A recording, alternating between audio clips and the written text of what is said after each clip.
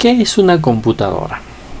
Vamos a ver, ¿no?, el término o la denominación que tiene, ¿no? Muchos lo conocen como computadora, computador, ordenador, equipo de cómputo o PC.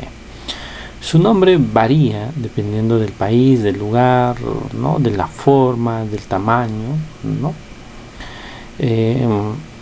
De acuerdo a su tamaño se le asigna inclusive un nombre diferente a la que acabamos de mencionar, ¿no?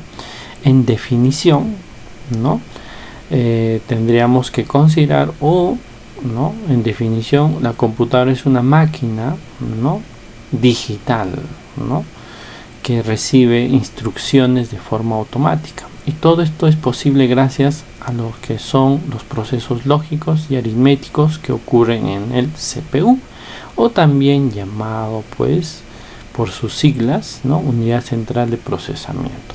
En toda computadora, y en el cual vamos a hablar un poco más adelante, ¿no?, procesa, se trabaja, ¿no?, tiene una entrada, un proceso y una salida, ¿no?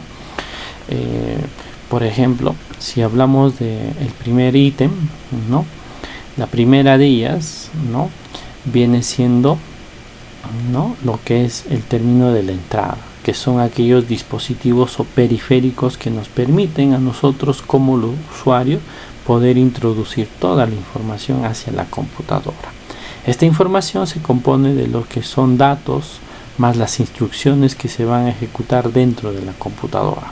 Estos dispositivos de entrada nos van a ayudar a realizar una codificación, es decir, de que van a coger toda la información que nosotros entendemos y lo van a codificar, la van a convertir en una información binaria, ¿ya?, que es trabajada con el propio nombre, ¿no?, binario, ¿ya? Y esta información dentro de la computadora va a procesar, ¿no? El tiempo de proceso depende de muchas de las características de la computadora, es decir, de los componentes internos, ¿no? Una vez ya se procesan, nos van a entregar lo que es un resultado, que nosotros le denominamos como salida. Aquí tenemos los que son los dispositivos o periféricos de salida. Lo que van a hacer es ayudarnos a convertir toda la información binaria que está procesada y lo van a convertir en una información que nosotros lo entendemos, como por ejemplo caracteres, letras, números, imagen, formato en video, en audio, etcétera. Si miramos más cerca acá el proceso, vamos a dividirlo en dos partes, ¿no? Pero estas vienen siendo las más importantes. La primera de ellas es la unidad de control. Como su nombre lo indica, esta es la que controla todo el proceso de principio a fin. Un ejemplo es de lo que hace la unidad de control, podría ser el siguiente, de que no vaya a empezar algo, ¿no?, sin haber recibido algún tipo de información, es decir, no va a tener ningún resultado, ¿no? Luego tenemos lo que es la unidad aritmética lógica, lo cual hace que todas las operaciones matemáticas y lógicas dentro de una computadora, un ejemplo de ellas puede ser de que yo necesito saber cuánto es 1 más 1, ¿no? Entonces nos va a dar una información, nos va a dar un proceso y obviamente nos va a entregar una respuesta. Esas son las operaciones bastante básicas, pero la computadora está en la capacidad de realizar miles, inclusive millones de esas operaciones en cuestión de milisegundos. También tenemos para acá lo que son las unidades de memoria.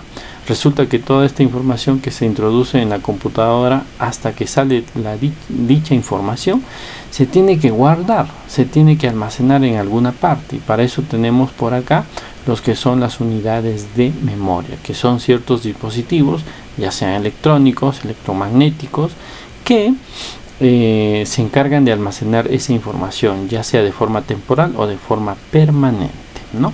Si le damos, vamos a ver este detalle a futuro, simplemente vamos a dar algunos detalles más específicos, ¿sí? Más adelante ya vamos a hablar sobre ello, ¿no? Entonces, a grosso modo, ¿no? Estamos viendo lo que es término de la computadora.